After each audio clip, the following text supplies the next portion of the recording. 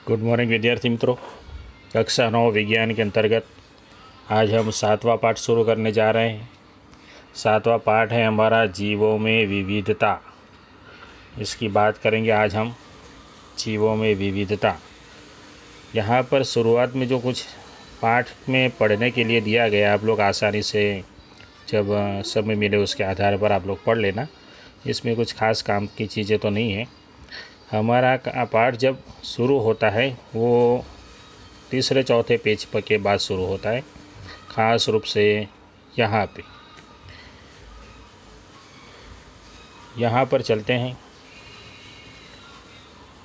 वर्गीकरण समूहों की पदानुक्रमित संरचना, यहाँ से हमारे पाठ की मुख्य शुरुआत होती है। तो कुछ वैज्ञानिक हैं, अर्स्ट हैकल, रॉबर्ट विटेकर और कार्ल गॉस। इन वैज्ञानिकों ने सारे सजीवों को जगत नामक बड़े वर्गों में विभाजित करने का प्रयास किया है। इसमें विटेकर के द्वारा सबसे पहले 5 जगत का वर्गीकरण किया गया था। पहला है मोनेरा, दूसरा प्रोटिस्टा, तीसरा फंजाई, चौथा प्लांटी और 5वां एनिमेलिया। तो ये 5 जगत का वर्गीकरण सर्वप्रथम विटेकर ने किया था, ये 5 जगत। उसके बाद वॉस ने क्या किया था, तो उसने मोनेरा जो जगत है उसके 2 और हिस्से बना दिए, आर्की बैक्टीरिया और यू बैक्टीरिया। विटेकर और वॉस 2 लोगों की बातें आ गई। उसके बाद अब यहाँ से मुख्य रूप से हमारा पाठ शुरू होता है। विटेकर द्वारा प्रस्तुत जगत वर्गीकरण की 5 प्रमुख विशेषताएं। 5 विशेषताओं का अभ्यास करेंगे। सबसे पहली है मोनेरा। यहाँ पर 1 नंबर इसका ले लेते हैं। मोनेरा की बात करते हैं। यह टिप्पणी भी हो गई, हमारा सवाल नंबर 1 भी हो गया। सवाल नंबर 1, टिप्पणी नंबर 1। इन जीवों में न तो संगठित केंद्रक होते हैं और कोशिकांग भी नहीं होते, और न ही उनके शरीर बहुकोशिक होते हैं। इनमें पाई जाने वाली विविधता अन्य लक्षणों पर निर्भर करती है। इनमें कुछ में कोशिका भित्ति पाई जाती है तथा कुछ में नहीं पाई जाती। कोशिका भित्ति के होने या न होने के कारण मोनेरा वर्ग के जीवों की शारीरिक संरचना में आए परिवर्तन तुलनात्मक रूप से बहुकोशिक जीवों में कोशिका भित्ति के होने या न होने के कारण आए परिवर्तनों से भिन्न होते हैं। पोषण के स्तर पर ये स्वपोषी अथवा विषमपोषी दोनों ही हो सकते हैं। जैसे कि इसके उदाहरण हैं जीवाणु, नीलहरित शैवाल, साइनोबैक्टीरिया, माइकोप्लाज्मा। ये सभी चित्र नीचे भी दिखाए गए हैं, आप लोग इन चित्रों को बना भी सकते हैं। ये बात हो गई मोनेरा सृष्टि की बात हो गई। अब दूसरी सृष्टि शुरू करेंगे, प्रोटिस्टा। प्रोटिस्टा की बात करते हैं। इसमें एक कोशिक यूकैरियोटिक जीव आते हैं। इस वर्ग के कुछ जीवों में गमन के लिए सीलिया, फ्लैजेला नामक संरचनाएं भी पाई जाती हैं। गमन के लिए यानी एक स्थान से दूसरे स्थान पर जाने के लिए। ये स्वपोषी और विषमपोषी दोनों तरह के होते हैं।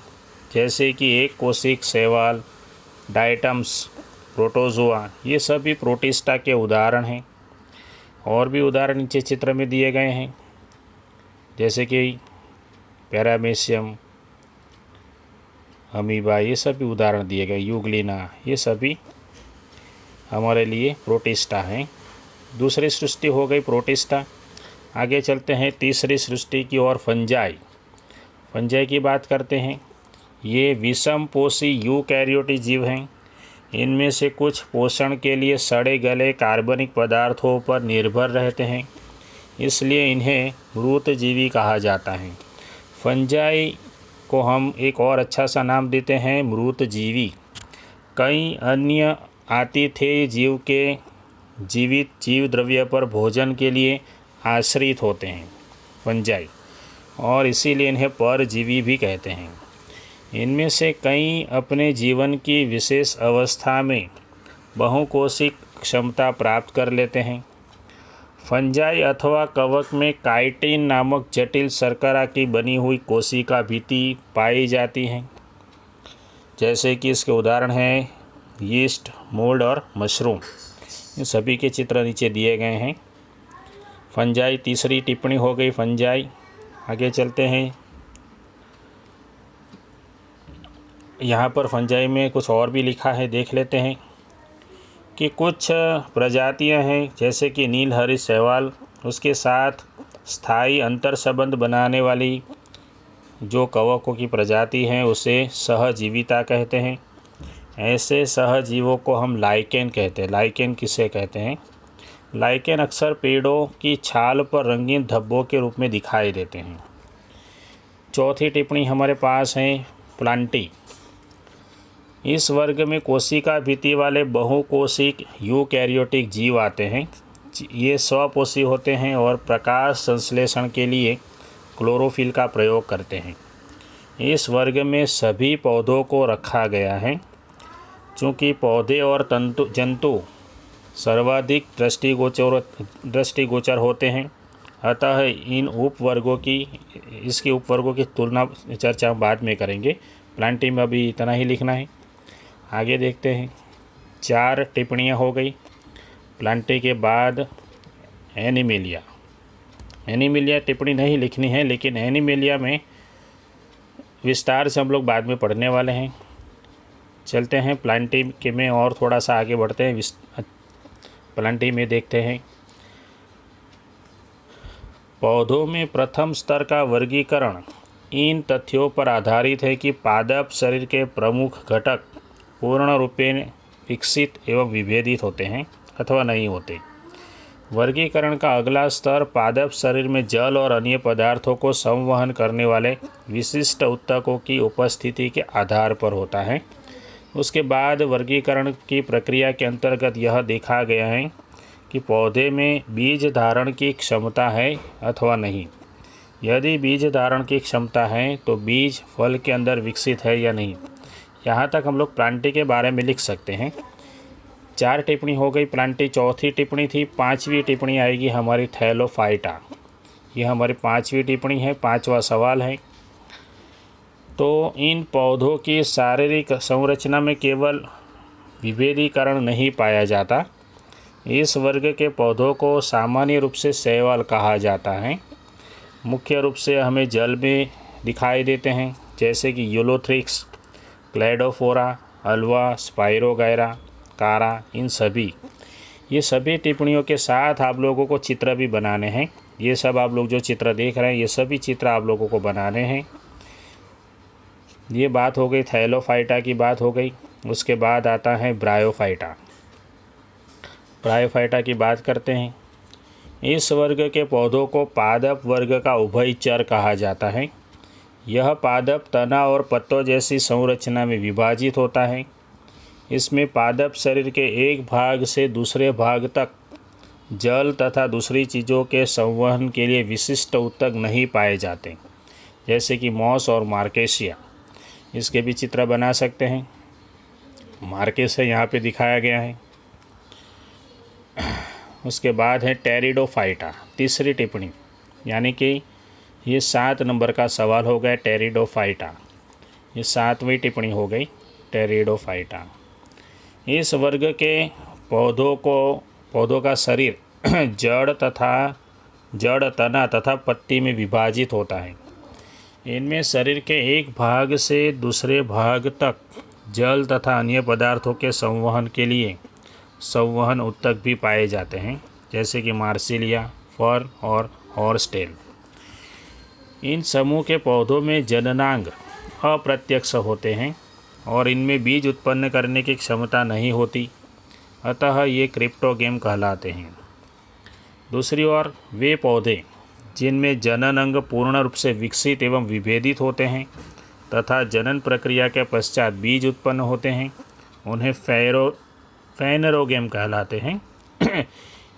बीज लैंगिक जनन के बाद उत्पन्न होता है और बीज के अंदर भ्रूण के साथ संचित खाद्य पदार्थ होता है, जिसका उपयोग भ्रूण के प्रारंभिक विकास एवं अंकुरण के समय होता है। बीज की अवस्था के आधार पर इस वर्ग के पौधों को पुनः 2 वर्गों में विभक्त किया गया है। पहला वर्ग है जिम्नोस्पर्म और दूसरा है एंजियोस्पर्म। जिम्नोस्पर्म यानी नग्न बीज उत्पन्न करने वाले पौधे और एंजियोस्पर्म यानी फल के अंदर बीज उत्पन्न करने वाले पौधे। तो देखते हैं जिम्नोस्पर्म के लिए ये हमारा 8वां सवाल, 8वीं टिप्पणी हो गई। जिम्नोस्पर्म, इस शब्द की उत्पत्ति 2 ग्रीक शब्दों जिम्नो तथा स्पर्मा से मिलकर हुई है। जिम्नो का अर्थ है नग्न तथा स्पर्मा का अर्थ है बीज। इन्हें नग्न बीजी पौधे भी कहा जाता है। ये पौधे बहुवर्षीय, सदाबहार तथा काष्ठीय होते हैं। काष्ठीय जैसे कि पाइनस तथा साइकस, नीचे चित्र दिए गए हैं पाइनस और साइकस के। उसके बाद 9वां सवाल एंजियोस्पर्म। यह हमारा 9वां सवाल, 9वीं टिप्पणी हो गई। एंजियोस्पर्म, यह भी एंजियो और स्पर्मा 2 शब्दों से मिलकर बना हुआ है। एंजियो का अर्थ है ढका हुआ और स्पर्मा का अर्थ है बीज। इन्हें पुष्पी पादप भी कहा जाता है, अर्थात इन पौधों के बीज फलों के अंदर ढके होते हैं। इनके बीजों का विकास अंडाशय के अंदर होता है, जो बाद में फल बन जाता है। बीजों में बीज पत्र होता है। बीजों में बीज पत्र होता है जो बीज के अंकुरण के पश्चात हरा हो जाता है। बीज पत्रों की संख्या के आधार पर एंजियोस्पर्म वर्ग को भी 2 हिस्सों में बांटा गया है, 1 बीज पत्र वाले और 2 बीज पत्र वाले।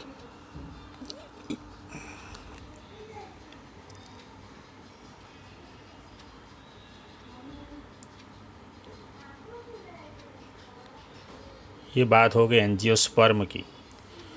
तो हमारे पास सब मिला के 8 या 9 टिप्पणियाँ हो गई। ये सभी सवाल के जवाब आप लोग लिखेंगे। साथ में आप लोगों को एक और काम भी करना है। यहाँ पर ये आप लोगों को दिया गया है, ये पूरा चित्र बनाना है आप लोगों को नोटबुक में। ये वाला पहला चित्र और इसी के जैसा एक और यहाँ पर है, और दूसरा चित्र भी आप लोगों को नोटबुक में बनाना है। ये वाला पादप का वर्गीकरण कहेंगे इसे। नोटबुक में ये चित्र बनाना है। अगले वीडियो में हम लोग एनिमेलिया की बात करेंगे। एनिमेलिया में पोरीफेरा, सिलेंट्रेटा, ये सब हम लोग अभ्यास करने वाले हैं एनिमेलिया में। आप लोग पढ़ के रखिए। मिलते हैं अगले वीडियो में।